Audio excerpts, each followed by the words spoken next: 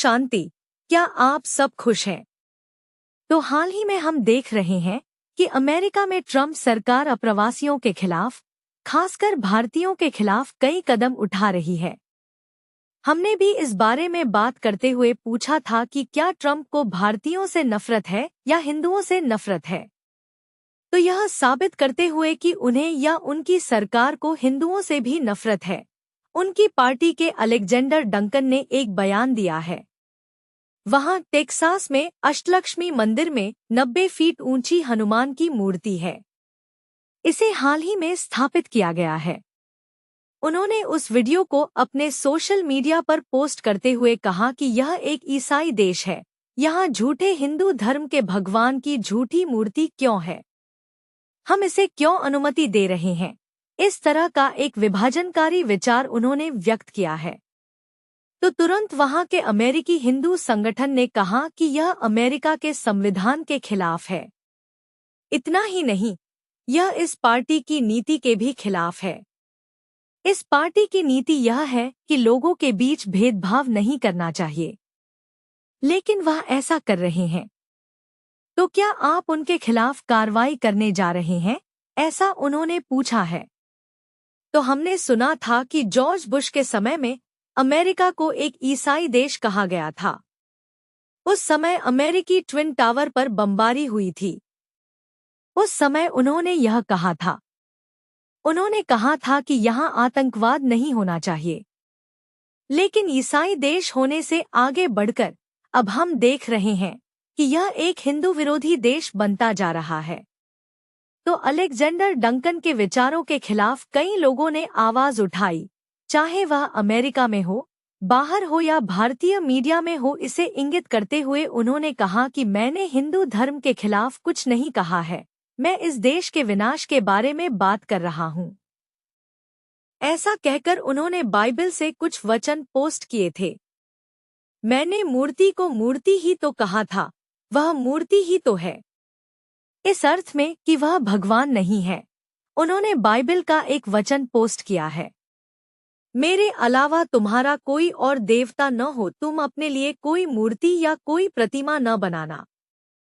चाहे वह स्वर्ग में मौजूद किसी चीज की प्रतिमा हो, या पृथ्वी पर मौजूद किसी चीज की प्रतिमा हो, या समुद्र में रहने वाले जीवों की प्रतिमा हो, तुम किसी भी चीज को भगवान के रूप में नहीं बनाओगे, ऐसा कहा गया है। तो मैंने वही कहा है। इसके बाद एक और अध्याय से, जो पहले कहा गया था वह एक्सोडस से था, अगला रोमन अध्याय से, उन्होंने भगवान के बारे में सच्चाई को झूठ के लिए बेच दिया। तो वे सृष्टिकर्ता की पूजा करने के बजाय सृष्टि की पूजा कर रहे हैं। वे सृष्टि की सेवा कर रहे हैं। लेकिन केवल सृष्टिकर्ता ही सभी महिमा, अविनाशी महिमा के योग्य है। आमीन। ऐसा उन्होंने पोस्ट किया है।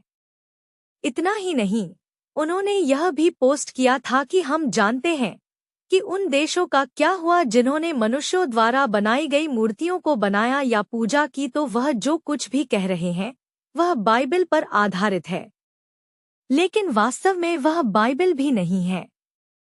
बाइबल नया नियम है ना। जो लोग मसीह की पूजा करते हैं वे ईसाई हैं।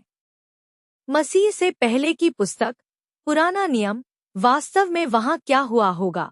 यीशु ने पुराने नियम में सिखाई गई शिक्षाओं के खिलाफ एक धर्म बनाया होगा, इसीलिए उनका विरोध हुआ। तो ईसाइयों की एक मानसिकता होती है। वह क्या है? जब वे मुसलमानों से बात करते हैं तो वे कहते हैं कि वह कैसा भगवान है। आप आँख के बदले आँख, दांत के बदले दांत कहते हैं। भगवान ऐसे नहीं होते। देखिए हमारे यीशु कितने प्यारे हैं, कितने शांत हैं, कितने क्षमाशील हैं। वही तो भगवान है।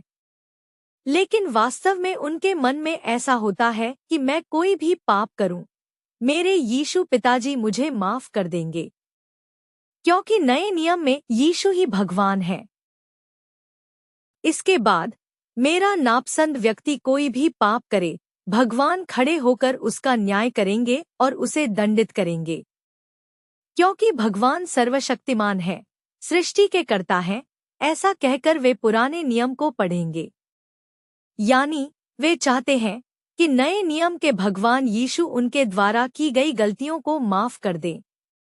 लेकिन वे चाहते हैं कि पुराने नियम के भगवान उनके नापसंद लोगों की गलतियों को दंडित करें।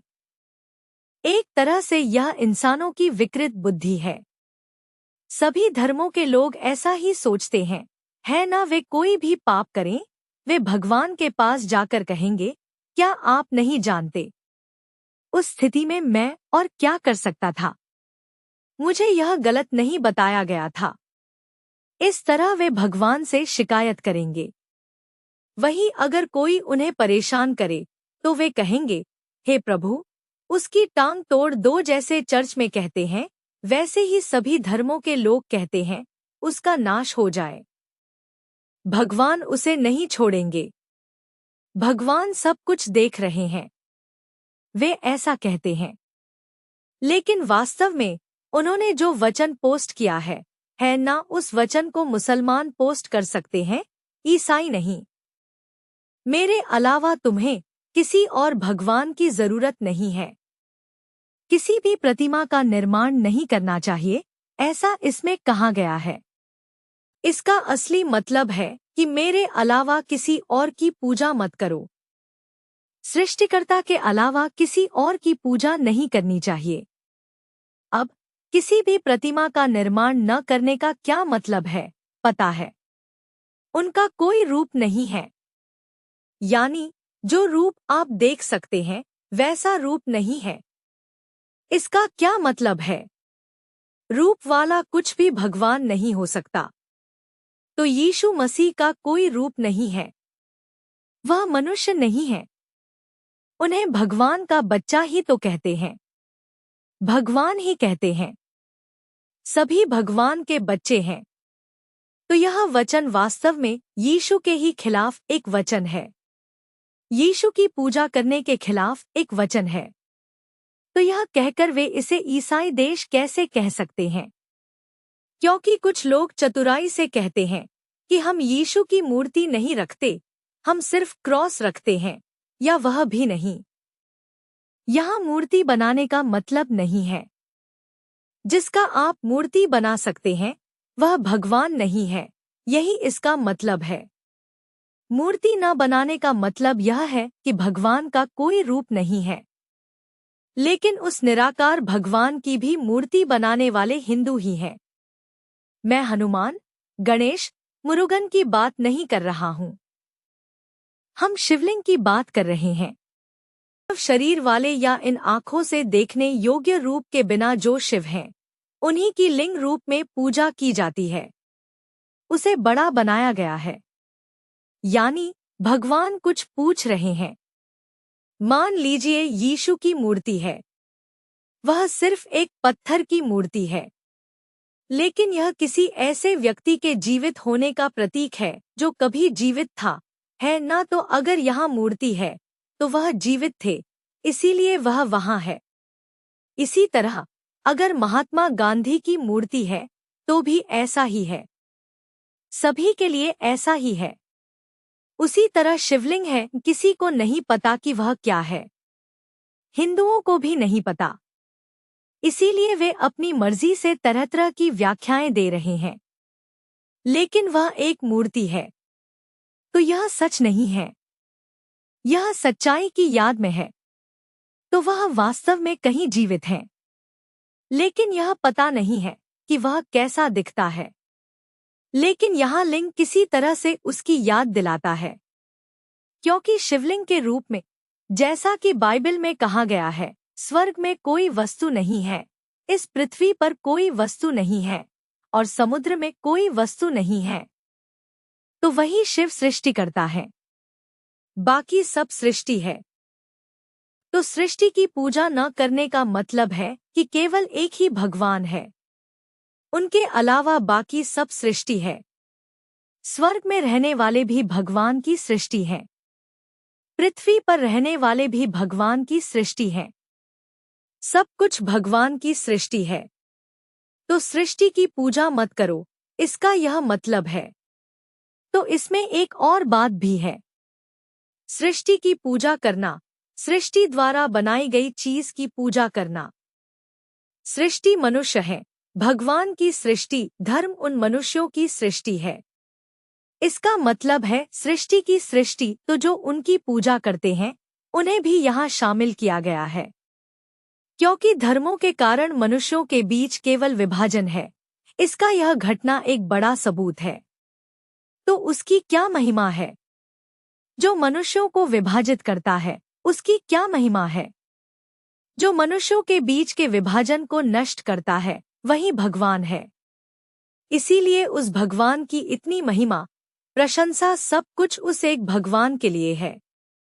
तो हाल ही में चार्ली किर्क की हत्या कर दी गई है ना। वह ट्रंप के बड़े समर्थक थे। उन्होंने उनकी नीतियों को लोगों तक पहुंचाने के लिए बहुत मेहनत की। वह कॉलेज कॉलेज जाकर बात करते थे। दो बातें थी। एक, गर्भपात के बारे में। उन्होंने कहा कि गर्भपात गलत है, किसी भी कारण से गर्भपात नहीं करना चाहिए, यानी यह भगवान के खिलाफ है। हत्या नहीं करनी चाहिए, है ना। इसीलिए वे कहते हैं कि यह भगवान के खिलाफ है। ठीक है, तो भेड़बकरियों को काटकर खाना, क्या वह हत्या नहीं है? क्या वे बिना मारे खाते हैं? क्योंकि बाइबल में लिखा है कि स्वर्ग में शेर और गाय एक ही झरने से पानी पिएंगे। तो इसका क्या मतलब है? शेर भी दूसरे जानवर को नहीं खाएगा। वही भगवान की सृष्टि है।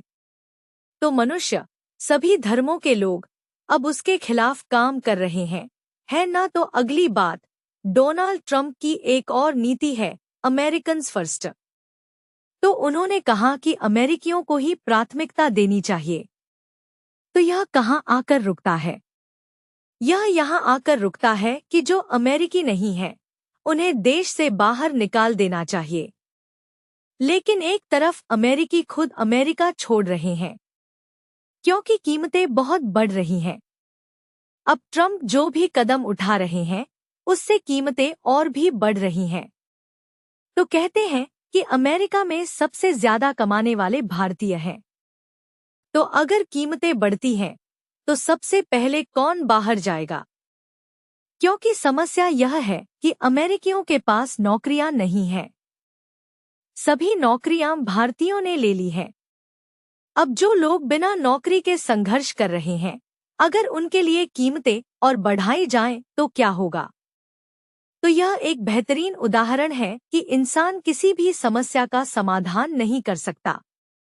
तो एक और बात, चार्ली किर्क ने भी कहा होगा कि अप्रवासियों को बाहर निकालना उनके चुनाव का एक वादा था। वे इसे लागू भी कर रहे हैं। तो इसके बारे में एक अफ्रीकी अमेरिकी छात्र सवाल पूछता है। उसके लिए चार्ली किर्क क्या कहते हैं?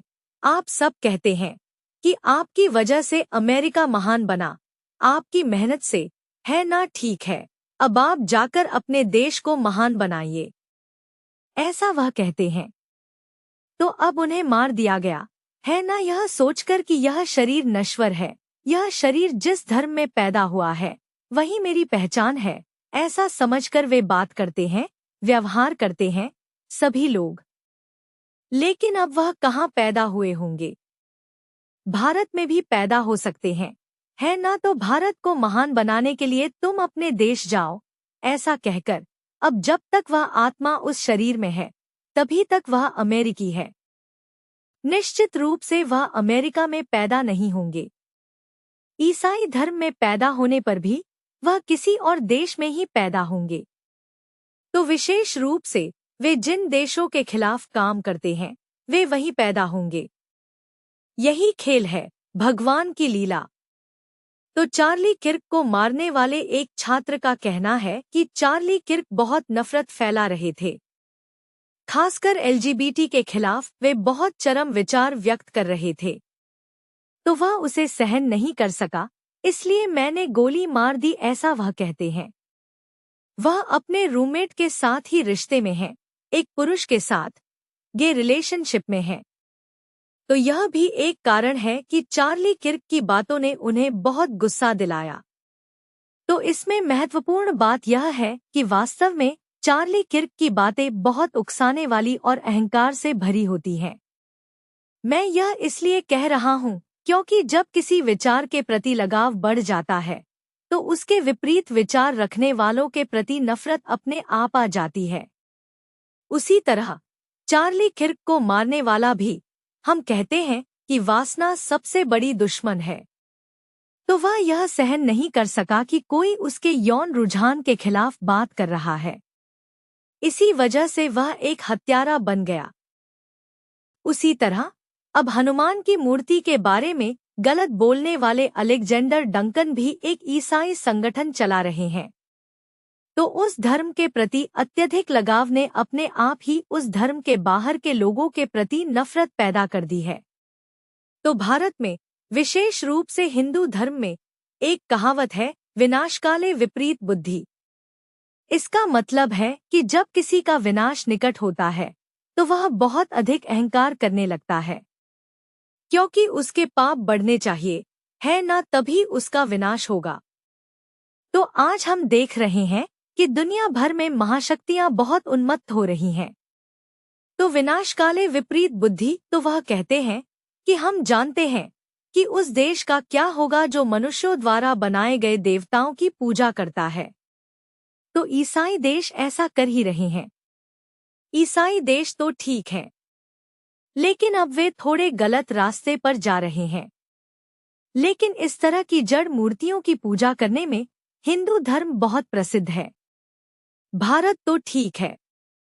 तो भारत की एक विशेषता यह है कि अब अमेरिका जैसे देशों में, दूसरे देशों में, हम देखते हैं कि वे दूसरे देशों पर कब्जा करने जैसी चीजों में लगे हुए हैं। हम देखते हैं कि दूसरे धर्मों ने भी ऐसा किया है, लेकिन भारतीयों ने कभी भी दूसरे देश पर कब्जा करने के बारे में नहीं सोचा। यही सबसे बड़ी विशेषता है ना। अब देखिए, अमेरिकियों ने भारत पर ही आक्रमण कर दिया है, भारतीय कह रहे हैं। इसका मतलब है कि वे इतने अधिक हो गए हैं, फिर भी उन्हें उस पर कब्जा करने का विचार नहीं आया।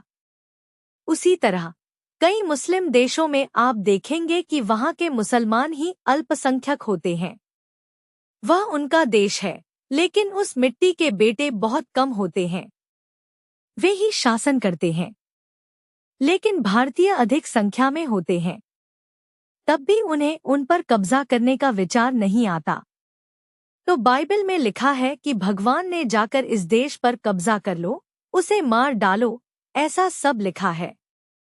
यह सच है कि भगवान ने ही कहा था, ऐसा वे भी मानते हैं। यह एक कारण हो सकता है कि वे दूसरे देशों पर कब्जा करते हैं, लेकिन वास्तव में बाइबल के नए नियम में यीशु भगवान नहीं है। लेकिन नए नियम में यीशु जो कहते हैं, है ना, वह वास्तव में भगवान का वचन है, यीशु का वचन नहीं है। वह वास्तव में भगवान के शब्द हैं। एक गाल पर थप्पड़ मारे तो दूसरा गाल आगे कर दो। अगर कोई तुम्हारी पीठ पर से कपड़े मांगे तो कमर पर से भी उतार कर दे दो। अगर तुम्हारे दोस्त से तुम्हारा मनमुटाव हो जाए तो तुरंत जाकर उससे सुलह कर लो, यही भगवान का मार्ग है। इसके अलावा, जैसे पुराने नियम में कहा गया है, आंख के बदले आंख, दांत के बदले दांत, यह निश्चित रूप से भगवान का मार्ग नहीं है। इसे कोई भी आसानी से समझ सकता है। ईसाइयों को भी यह पता है, लेकिन क्योंकि पुराना नियम उन्हें दूसरे धर्मों के प्रति अपनी विकृतियों को व्यक्त करने में मदद करता है, इसलिए वे अभी भी उसे पकड़े हुए हैं। ठीक है, अब उन्होंने कहा है कि झूठे धर्म के झूठे भगवान के लिए मूर्ति क्यों? झूठे भगवान का मतलब है, पहली नजर में यह हिंदू धर्म के बारे में लगता है। ईसाई भी ऐसा ही मानते हैं। वास्तव में बाइबल की कहानी ही हिंदू धर्म की कहानी है। वास्तव में एक तरह से क्या है, मैं पुराने नियम की कहानी कह रहा हूँ, क्योंकि उसमें वे मिस्र में गुलाम होते हैं। भगवान मूसा के माध्यम से उन गुलामों को ले आते हैं और कहते हैं कि मैं तुम्हें दूध और शहद बहने वाली जगह दूंगा। तब वे भगवान की पूजा करते हैं। कभी कभी वे सोने का बछड़ा बनाकर उसकी पूजा करते हैं। यह हमारा नंदी ही है, है ना, तो तुरंत भगवान को गुस्सा आ जाता है। तब अक्सर ऐसे लोगों को दंड दिया जाता है जिसमें हत्या तक शामिल है। तो भगवान कहते हैं, मैं ही भगवान हूँ। तो उन्हें बछड़े की पूजा करना किसने सिखाया? भगवान ने तो नहीं सिखाया। तो यह उन्हें किसने सिखाया? वे इसे खुद बनाते हैं। तो इस तरह से खुद बनाना, भगवान का मार्ग, ये दो चीजें वहां आती हैं। मनुष्यों द्वारा बनाया गया ही सभी धर्म है। तो वहां बछड़े की पूजा करना केवल हिंदू धर्म को इंगित नहीं करता है। ईसाई धर्म, मुस्लिम धर्म, सिख धर्म, बौद्ध धर्म, दुनिया में जितने भी धर्म हैं, उन सभी धर्मों को मनुष्यों ने ही बनाया है। भगवान ने नहीं बनाया। क्योंकि सभी धर्म पिछले 2500 वर्षों से ही मौजूद हैं। क्योंकि मनुष्य पिछले 2500 वर्षों से ही भक्ति कर रहा है। उससे पहले वह भगवान के बारे में बिना सोचे रहता था। जैसा कि विज्ञान कहता है, वह बिना कपड़ों के एक आदिम व्यक्ति के रूप में नहीं घूम रहा था। वह अद्भुत कपड़े पहने हुए बहुत बुद्धिमान था। फिर भी उसने भगवान की पूजा नहीं की। वह भगवान के बारे में नास्तिक के रूप में नहीं घूमता था। वह भगवान के बारे में बिना सोचे रहता था। अब एक बच्चा है। जब उसकी पसंदीदा चीजें होती हैं, तो वह खुद को भूलकर खेलता है ना? लेकिन मान लीजिए कि वे चीजें नहीं हैं, तो उसे तुरंत अपनी माँ की याद आती है। वह अपनी माँ को ढूंढता है। यही हो रहा है पहले 2500 साल इसी भारत भूमि पर, क्योंकि तब भारत के अलावा दुनिया में कुछ भी नहीं था। कोई देश नहीं था। सब कुछ समुद्र तल से नीचे था। पहले 2500 साल यही भारत भूमि स्वर्ग थी। उस स्वर्ग में आना ही सभी धर्मों का लक्ष्य है। ईसाइयों के लिए, मुसलमानों के लिए। आज अमेरिका कहता है, भारत से चले जाओ। उनका लक्ष्य भारत में जन्म लेना है। यह कितना बड़ा आश्चर्य है, देखिए। लेकिन उन्हें यह नहीं पता। वे सोचते हैं कि स्वर्ग कहीं ऊपर है। उस स्वर्ग में रहने वालों की ही हिंदू पूजा करते हैं। इसीलिए 33 करोड़ भगवान होने की संभावना है। तो 33 करोड़ भगवान नहीं हैं। वे भगवान के बराबर पवित्र होते हैं। इसीलिए यीशु मसीह कहते हैं कि अगर आप बच्चों की तरह पवित्र नहीं होंगे तो आप स्वर्ग नहीं जा सकते। तो बच्चों और बड़ों में क्या अंतर है? मुख्य रूप से वासना। बच्चे को वासना क्या है, यह पता ही नहीं होता। तो स्वर्ग जाने के लिए वासना से मुक्त होना चाहिए। क्या कोई ईसाई यह सिखाता है? या चार्ली किर्क ने इसके बारे में कुछ कहा था? वह कॉलेज जाकर गर्भपात के खिलाफ बात करते हैं। उसमें एक बहन कहती है, अगर मैं गर्भपात नहीं कराऊंगी तो मैं गर्भवती हो जाऊंगी। तब मुझे कॉलेज से निकाल दिया जाएगा।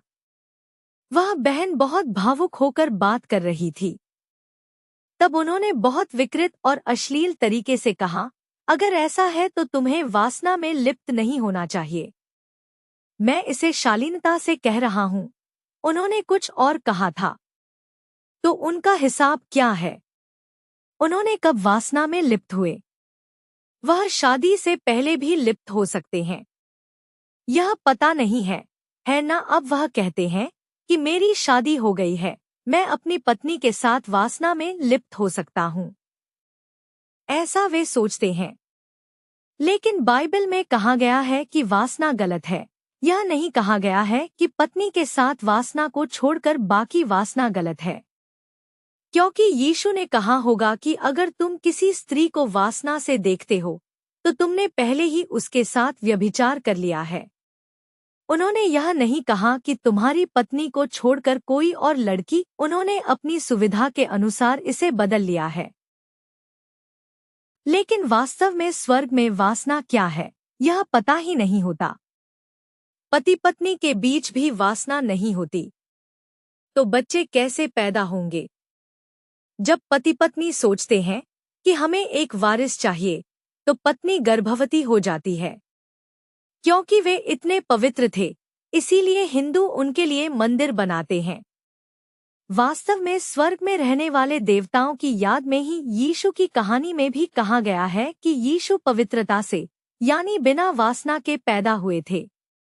स्वर्ग में पुरुष और महिलाएं बहुत सुंदर होंगे, फिर भी उन्हें वासना क्या है यह पता नहीं होगा। थोड़ी सी भी हलचल नहीं होगी, क्योंकि आज कहते हैं कि अगर वासना गलत है तो भगवान ने पुरुष और महिला को क्यों बनाया। ऐसे विचार भी वहां नहीं आएंगे। यह कैसे संभव है कि इतने सुंदर होने पर भी आकर्षण नहीं होता? क्योंकि उन्हें एक सच्चाई पता होती है। वह क्या है? हम नश्वर शरीर नहीं है। यह अस्थायी रूप से मिला हुआ शरीर मैं नहीं हूँ, लेकिन इस शरीर को चलाने वाली आत्मा ही मैं हूँ, यानी जीवन। वह भौहों के बीच में एक तारे की तरह चमकती है, इसीलिए यहाँ बिंदी लगाने की प्रथा है। वही आत्मा आंखों से देखती है, मुंह से बोलती है और भौहों के बीच में रहकर सभी कार्य करती है। तो वही आत्मा मैं हूँ, शरीर नहीं। इस शरीर के 5 इंद्रियां मैं नहीं हूँ। इन 5 इंद्रियों को चलाने वाली आत्मा मैं हूँ। उन 5 इंद्रियों को मेरे नियंत्रण में रखना चाहिए। यही सिखाना हिंदू धर्म के लिए ही नहीं, बल्कि दुनिया में प्रकट हुए पहले वेद भगवद गीता का सार है। तो सभी धर्म यह कहने के लिए आते हैं कि वासना गलत है। बस इतना है कि वासना गलत है कहने के बजाय उन्होंने वासना की चरम सीमा यानी व्यभिचार को गलत बताया। लेकिन अगर आप वासना में पड़ते हैं तो यह निश्चित रूप से व्यभिचार की ओर ले जाएगा। तो व्यभिचार से मुक्त रहने के लिए आपको यह पता ही नहीं होना चाहिए कि वासना क्या है। ऐसी जगह को ही स्वर्ग कहा जाता था। वहां भगवान नहीं होंगे, लेकिन वह इतना पवित्र होगा। तो भगवान ने हमारे लिए ही इस स्वर्ण भूमि भारत को बनाया था। यह स्वर्ण भूमि थी, अब नहीं है। यीशु मसीह का यह कहना कि तुमने मेरे पिता के घर को वेश्यालय बना दिया है, वास्तव में भारत भूमि के बारे में है। ऐसी भारत भूमि 2500 साल बाद कैसे नरक बन जाती है, पता है? हम धीरे धीरे आत्मा को भूलने लगते हैं। जब तक हम आत्मा की चेतना में रहते हैं, तब तक हमें हमेशा आनंद और शांति का अनुभव होता रहता है। क्योंकि आत्मा के वास्तविक गुण प्रेम, शांति, आनंद, पवित्रता है। लेकिन 2500 साल बाद क्या होता है? बार बार पुनर्जन्म लेकर 2500 साल बाद वे आत्मा को भूल जाते हैं। तभी वे साधारण मनुष्य बन जाते हैं। वे देवता कहीं और नहीं गए। बार बार पुनर्जन्म लेकर सब कुछ खो चुके आप और मैं ही वे हैं, ऐसा कहकर वह हमें जगाते हैं। तुम देवता थे, मैंने तुम्हें स्वर्ग और पृथ्वी का स्वामी बनाया था, ऐसा बाइबल में लिखा है। यह हमारे लिए कही गई बात है। क्योंकि स्वर्ग में, जैसा कि आज वे कहते हैं, अमेरिका छोड़ो, यहाँ से बाहर जाओ, ऐसा कोई नहीं कहेगा। कोई भी कहीं भी रह सकता है। जमीन का झगड़ा, पानी का झगड़ा, नहर का झगड़ा कुछ नहीं होगा। आप पूरी दुनिया में घूम सकते हैं। कोई वीजा नहीं, कोई टैक्स नहीं। क्योंकि अगर सरकार के पास पैसा नहीं है, तभी उसे लोगों से लेकर सरकार चलानी पड़ती है। वहां सभी बहुत अमीर होंगे। राजा बहुत अमीर होगा, महाराजा उससे भी ज्यादा अमीर होगा। तो ऐसे स्वर्ग पर शासन करने वाले महाराजा कौन हैं, पता है? श्री नारायण, श्री लक्ष्मी नारायण। तो वहां राजा रानी का शासन था। इसीलिए दुनिया में स्वर्ग का द्वार खोलने का उत्सव भारत में ही मनाया जाता है, हिंदू धर्म में ही मनाया जाता है, विष्णु मंदिर में मनाया जाता है, क्योंकि उस विष्णु ही स्वर्ग के महाराजा है। अब वह कहाँ है? हम यह भूलकर कि हम कौन हैं, साधारण मनुष्यों की तरह जी रहे हैं। अब भगवान हमें याद दिला रहे हैं, आप ऐसे ही थे। अब सब कुछ खोने का कारण क्या है? जब हम आत्मा को भूलकर खुद को शरीर मानते हैं, तो आत्मा की चेतना में रहने वाला आनंद कट जाता है। तो उस आनंद को कैसे प्राप्त करें? वे बाहर की चीजों में आनंद खोजते हैं। वे इंद्रियों के माध्यम से आनंद का अनुभव करने की कोशिश करते हैं। इस तरह वे इंद्रिय सुख के आदी हो जाते हैं। उस इंद्रिय सुख का शिखर ही वासना है। इंद्रिय सुख ही पाप है। इसमें इंद्रिय सुख का शिखर वासना कितना बड़ा पाप है ना? तो पहले हम इंद्रिय सुख के आदी हो जाते हैं, उसके बाद ही हमें यह काम, क्रोध, मोह, लोभ, अहंकार, ये आसुरी गुण आते हैं। काम, क्रोध, मोह, लोभ, अहंकार, इन 5 विकारों वाले पुरुष और इन्हीं 5 विकारों वाली स्त्री का संयुक्त रूप ही 10 सिरों वाला रावण है। इसी रावण को दूसरे धर्मों में शैतान या माया कहा जाता है। तो ऐसा कोई मनुष्य नहीं है, कोई 10 सिर लेकर नहीं घूमता। तो उस रावण द्वारा हरण की गई सीता रामायण में राम की पत्नी नहीं है, क्योंकि राम स्वर्ग में है। स्वर्ग में कोई रावण नहीं होता। अगर होता तो उसे स्वर्ग नहीं कहते। आत्माएं ही सीता है। आज रावण ने आत्माओं का हरण कर लिया है। आज पूरी दुनिया ही लंका है। लंका एक द्वीप है ना? ऊपर से देखने पर पूरी दुनिया ही एक द्वीप की तरह पानी के बीच में है। लेकिन हम सोच रहे हैं कि वे उस लंका की बात कर रहे हैं। वास्तव में रामायण में हनुमान लंका जाते हैं। रावण उनकी पूंछ में आग लगा देता है। अब हनुमान क्या करते हैं पता है? वह पूरी लंका में कूद कूद कर हर जगह वह आग लगा देते हैं। उसी तरह सोच कर देखिए, अब हनुमान की पूंछ में आग लगाई गई है अमेरिका द्वारा। तो भगवान कब आते हैं पता है? दुनिया के विनाश से 100 साल पहले आते हैं। उन्हें आए हुए 90 साल हो चुके हैं। दुनिया का विनाश निकट आना चाहिए, है ना? तो वह आग वहीं लगाई जाती है। तो हनुमान की पूंछ में आग लगाने वाले अलेक्जेंडर को ही नहीं, हिंदुओं को भी यह रहस्य नहीं पता, क्योंकि वे सोच रहे हैं कि ऐसी कहानी वास्तव में हुई थी। महाभारत, रामायण, बाइबिल, कुरान, कोई भी कहानी वास्तविकता में नहीं घटी है। लेकिन अब यह घट रही है, सूक्ष्म रूप से घट रही है। क्योंकि अब भगवान क्या कह रहे हैं? आप स्वर्ग के देवता थे, आज आपने सब कुछ खो दिया है। क्यों? क्योंकि आप काम, क्रोध, मोह, लोभ, अहंकार के आदी हो गए हैं। इसी गुलामी को बाइबल में मिस्र में गुलामी कहा गया है। उन्होंने सोचा कि यह मनुष्यों की गुलामी है। नहीं, यह 5 विकारों की गुलामी है। अगर आप उस गुलामी पर विजय प्राप्त करते हैं, तो आप उस स्वर्ग में फिर से जन्म लेंगे जहां दूध और शहद की नदियां बहती हैं। क्योंकि कलयुग का विनाश होकर यही भारत भूमि फिर से स्वर्ग बनने जा रही है। उसके लिए हमें क्या करना चाहिए? स्वर्ग में जो गुण थे, उन गुणों को अब आपको विकसित करना होगा। काम, क्रोध, मोह, लोभ, अहंकार, घृणा कुछ भी नहीं होना चाहिए। यह कैसे संभव है? शरीर को देखने पर यह निश्चित रूप से संभव नहीं है। उस शरीर को देखने के कारण, उस शरीर को मैं मानने के कारण ही मैं इस धर्म का हूँ, इस देश का हूँ। मेरा धर्म अच्छा होना चाहिए, मेरा देश अच्छा होना चाहिए, ऐसा कहकर हम दूसरों को दुख देते हैं। भगवान कहते हैं, तुम यह नश्वर शरीर नहीं हो, सभी अलग अलग शरीरों में, अलग अलग धर्मों के वेश में हैं। लेकिन आत्मा कभी भी उस शरीर को छोड़कर दूसरे शरीर में, दूसरे धर्म में, दूसरे देश में जन्म ले सकती है। यह न जानते हुए ही हम उस शरीर की चेतना में, शरीर के अहंकार में नाच रहे हैं। अब भगवान कहते हैं, भूल जाओ कि शरीर जैसी कोई चीज है। खुद को केवल आत्मा महसूस करो। दूसरों में भी केवल आत्मा को देखो।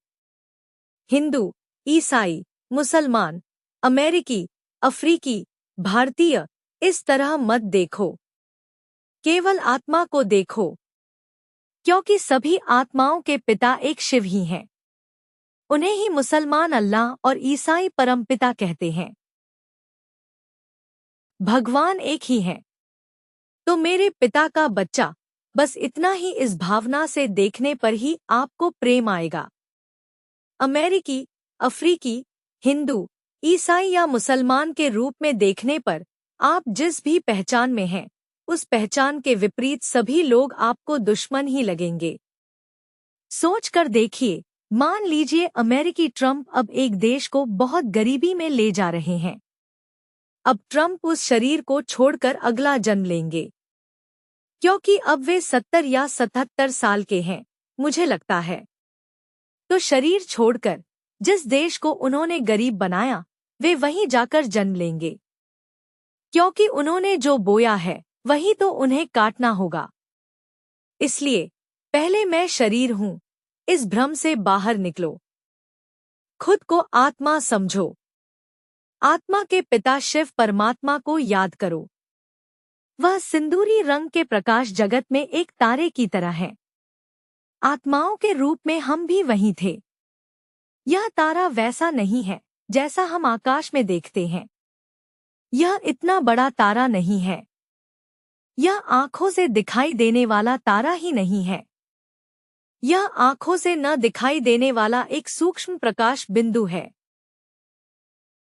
दुनिया में सबसे छोटी चीज भगवान ही है। आत्मा भी, क्योंकि भगवान भी आत्मा है। इसीलिए हिंदू धर्म में उन्हें परमात्मा, सर्वोच्च आत्मा कहा जाता है, बड़ी आत्मा नहीं। गुणों में सर्वोच्च आत्मा, उनमें और अन्य आत्माओं में क्या अंतर है? हम जन्म मरण के चक्र में आते हैं, वह नहीं आते। इसीलिए उनके पास यह ज्ञान है। हर 5000 साल में एक बार वह एक वृद्ध व्यक्ति के शरीर में प्रवेश करके यह ज्ञान देते हैं। वह उस वृद्ध व्यक्ति को ब्रह्मा नाम देते हैं। जो ब्रह्मा के मुख से शिव का ज्ञान सुनते हैं, वे ही ब्रह्मकुमार और कुमारियां हैं। उसी ब्रह्मा को ईसाई और मुस्लिम धर्म में आदम, आदि पिता कहा गया है। जो पहले से मौजूद हैं, भगवान आने के बाद उन्हें नया जन्म देते हैं, उनके गुणों को बदलते हैं। अब तक कलयुग में जो भी रिश्ते थे, उन सब को भूल जाओ। अब तुम्हारे लिए मैं ही एकमात्र रिश्ता हूँ। तुम्हारे पिता, माता, शिक्षक, गुरु, सब कुछ मैं ही हूँ, ऐसा भगवान कहते हैं। यही बाइबल में कहा गया है कि जो कोई भगवान के अलावा अपनी माँ, पिता, बच्चे, भाई बहनों या खुद से भी प्यार करता है, वह स्वर्ग में नहीं आएगा। इसका मतलब है कि भगवान ही दुनिया होनी चाहिए। यही हिंदू धर्म में भी है। मेरे लिए शिव ही दुनिया है, ऐसा कहकर शिव की परिक्रमा करने से गणेश को ज्ञान का फल मिलता है। भगवान ज्ञान देते हैं। इस ज्ञान का फल ही स्वर्ग है। उस फल को ही वहाँ फल कहा जाता है। इसे छोड़कर जो दुनिया की चीजों और मनुष्यों द्वारा बनाए गए धर्मों में फंसे हुए हैं, वे ही मुरुगन हैं। उन्हें ज्ञान का फल यानी स्वर्ग नहीं मिलता। तो अब यह हनुमान कौन है? उन्हें बंदर का चेहरा दिया गया है ना? तो आज मनुष्यों का मन बंदर की तरह है ना? आज बड़े बड़े नेताओं का व्यवहार भी वैसा ही है। लेकिन ऐसे कलयुगी मनुष्यों को सही रास्ते पर लाकर मंदिर बनाकर पूजने योग्य श्रेष्ठ व्यक्ति के रूप में भगवान बदलते हैं। हमारी स्मृति ही हनुमान है। तो ऐसे हम इस कलयुग के अंतिम जन्म में भगवान का संदेश सभी को देते हैं। जो भगवान का संदेश देते हैं, वे ही दूत हैं। ईसाई धर्म में, मुस्लिम धर्म में जिसे पैगंबर कहा जाता है, वह वास्तव में हम ही हैं। इसके अलावा जिन्हें वे अपने पैगंबर मानते हैं, वे केवल धर्म के संस्थापक हैं, जिन्होंने धर्म की स्थापना की। तो शायद अब वे पैगंबर हो सकते हैं। वे भी ब्रह्मकुमारी के रूप में ज्ञान दे सकते हैं, है ना दे सकते हैं? नहीं, निश्चित रूप से देंगे। इसीलिए उनकी महिमा है। नहीं तो सोच कर देखिए, यीशु ने ईसाई धर्म की स्थापना नहीं की, किसने की? पता है। यीशु के शरीर में एक आत्मा आई, जिसे पवित्र आत्मा कहते हैं। उसका नाम ही मसीह है। उस मसीह के जन्म के कारण ही क्रिसमस मनाया जाता है। यह यीशु का जन्मदिन नहीं है। तो बाइबल में जो ज्ञान है वह मसीह का ज्ञान है, यीशु का ज्ञान नहीं है। लेकिन महिमा किसे मिलती है? यीशु को ही। क्यों? क्योंकि मसीह से पहले भी यीशु यही है। इसका क्या मतलब है? वह स्वर्ग में रहने वाले थे। तो जो स्वर्ग में रहते थे उन्हें ही अब फिर से यह ज्ञान मिलेगा। वे ही समझेंगे, वे ही यह संदेश भी देंगे। उसी तरह मुसलमानों के इस्लाम धर्म को नबी ने नहीं बनाया। उनके शरीर में एक आत्मा आई, जिब्रील। उसने जो बातें कहीं वही कुरान में लिखी गई हैं। लेकिन जिब्रील की महिमा नहीं है, नबी की ही महिमा है। क्योंकि मुस्लिम धर्म से संबंधित पहली आत्मा पृथ्वी पर जिब्रील ही आई थी। नबी दूसरे धर्म के थे। दूसरा धर्म क्या? स्वर्ग में रहने वाले देवता। इसीलिए उन देवताओं की ही महिमा है। जो भगवान के मार्ग पर चले, अंत तक उनकी ही महिमा है। तो हिंदू धर्म में वे हर एक भगवान की पूजा करते हैं। 33 करोड़ लोग वहां होने पर भी कोई भी 33 करोड़ लोगों की पूजा नहीं करता। वे कुछ ही लोगों की पूजा करते हैं। वे कौन है? जो अब भगवान का संदेश दूसरों तक पहुंचाने के लिए जी जान से लगे हुए हैं। ऐसे लोगों में से एक मोहम्मद नबी है, यीशु मसीह है, सभी प्रसिद्ध लोग। तो वह हनुमान ही यीशु है। यह बेचारे को पता नहीं। बंदर का चेहरा या हाथी का चेहरा लेकर कोई नहीं है। अब गणेश की कहानी देखें तो उन्हें शुरुआत में एक अहंकारी व्यक्ति के रूप में दिखाया गया होगा।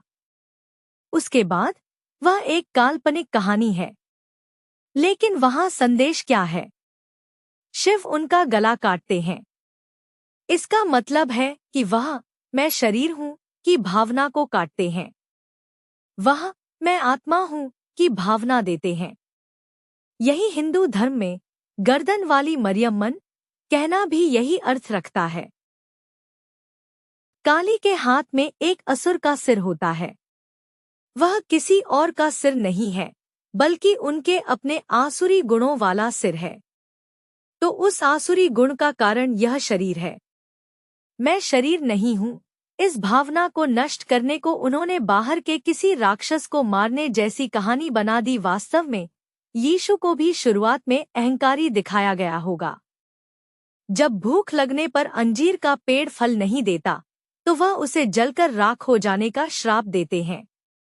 उसी तरह चर्च में वह सभी को कोड़े से मारते हैं जो दुकानें लगाए हुए हैं, यह कहते हुए कि वे मेरे पिता के घर को अपवित्र कर रहे हैं। इसके बाद वह भविष्यवक्ताओं से कहते हैं, जब तुम किसी गांव में जाते हो, शाम हो जाती है, तो किसी घर के दरवाजे के सामने खड़े हो जाओ। वह एक निश्चित समय 10 सेकंड या कुछ और खड़े रहने के लिए कहते हैं। अगर वे तुम्हें उसके भीतर अपने घर में नहीं बुलाते तो उस पूरे गांव को नाश हो जाने का श्राप देकर आओ।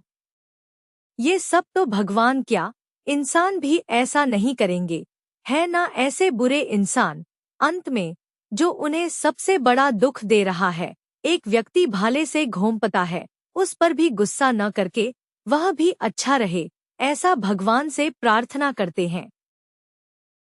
यही यहाँ बात है। वह भी एक काल्पनिक कहानी है, वास्तव में यीशु की कहानी नहीं है। यीशु आए, धर्म की स्थापना की, बस इतना ही, वह मूल कहानी नहीं है। उसी तरह महाभारत में जो है, रामायण में जो है, वह वास्तव में राम और कृष्ण की कहानी नहीं है। ऐसी कोई समस्या स्वर्ग में नहीं होती। यीशु के समय में भी नहीं। तब नरक भले ही हो, लेकिन वह तभी शुरू होता है, तभी वे पाप करना शुरू करते हैं। तो जैसा उसमें दिखाया गया है वैसा बुरा, वह सब काल्पनिक कहानी है। लेकिन उसके भीतर के संदेश, रहस्य को समझना होगा। उसे केवल भगवान द्वारा अब सीधे दिए जा रहे ज्ञान के माध्यम से ही समझा जा सकता है। क्योंकि धर्म तो कई सालों से है। हिंदू धर्म शुरू से है। हिंदू धर्म जैसी कोई चीज नहीं है। स्वर्ग में हिंदू धर्म नहीं था। आदि सनातन देवी देवता धर्म, आदि यानी शुरुआत में प्रकट हुआ। सनातन यानी अविनाशी। देवताओं का धर्म, जब वे नरक में आते हैं तो उन्हें हिंदू कहना शुरू कर देते हैं। कारण क्या है? वे काम आदि में गिर जाते हैं। स्वर्ग में वे ऐसे नहीं गिरते। इसीलिए वे खुद को देवता नहीं कह सकते। उस पवित्रता को खोने के कारण वे खुद को हिंदू कहते हैं। फिर हिंदू धर्म से ही बाकी सभी धर्म आते हैं। तो बाइबल में, जैसा कि अलेक्जेंडर ने कहा, इन मूर्तियों को बनाने से देश का विनाश होता है। इसका अर्थ यह है कि भक्ति शुरू होती है। भक्ति क्यों शुरू होती है? दुख शुरू होता है। दुख क्यों शुरू होता है? वे पाप करते हैं। शरीर की भावना में आकर, मुख्य रूप से काम। तो जब वे पाप करते हैं तभी दुख आता है। जब दुख आता है तो वह भगवान को खोजता है। तो भगवान को खोजना दंड नहीं है, उसे उसके पापों के लिए दंड मिलता है। तो यह बात सिर्फ किताबें पढ़कर निश्चित रूप से नहीं समझी जा सकती। अगर भगवान ने यह ज्ञान नहीं दिया होता तो हमें भी नहीं पता होता। तो अब भी इस वीडियो को अंत तक कौन देखेगा? जो स्वर्ग में देवता थे वे अब सभी धर्मों में होंगे। केवल हिंदू धर्म में ही नहीं, सभी धर्मों में, सभी देशों में होंगे। उन्हें ही यह आकर्षित करेगा। तो अगर आप इतनी देर तक इस वीडियो को देख रहे हैं तो निश्चित रूप से आप स्वर्ग में रहने वाले देवता थे। तो आपको यह पसंद है या नहीं, यह अलग बात है। क्योंकि जब आप किसी और धर्म में होते हैं तो उसका लगाव स्वाभाविक होता है। तो उससे बाहर आने में आपको समय लग सकता है। लेकिन अगर आप इतनी देर तक देख रहे हैं तो आप निश्चित रूप से एक देवता आत्मा है। अगला लक्षण क्या है, पता है? आप हमारे वीडियो एक के बाद एक देखेंगे।